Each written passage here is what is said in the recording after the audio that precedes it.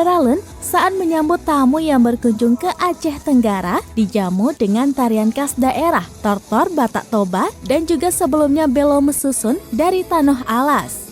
Grup tarian tortor ditampilkan oleh artis cilik yang membawakan tortor dalam rangka peresmian kantor cabang pembantu Lawedeski Kecamatan Babul Makmur Aceh Tenggara pada Selasa 9 Agustus 2022.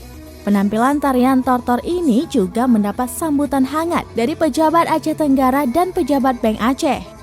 Para penari tradisional tortor Batak ini juga mendapat saweran oleh pejabat seperti Bupati Aceh Tenggara, Raidin Pinim, Direktur Utama Bank Aceh, Haizer Sulaiman, Ketua DPRK Aceh Tenggara, Denny Febrian Roza SSTP MSI, Anggota DPR RI M. Salim Fakri, Pimpinan Cabang Bank Aceh Kota Cane Satumin, Anggota DPRK Gabe Martua Tambunan, dan pejabat undangan lainnya.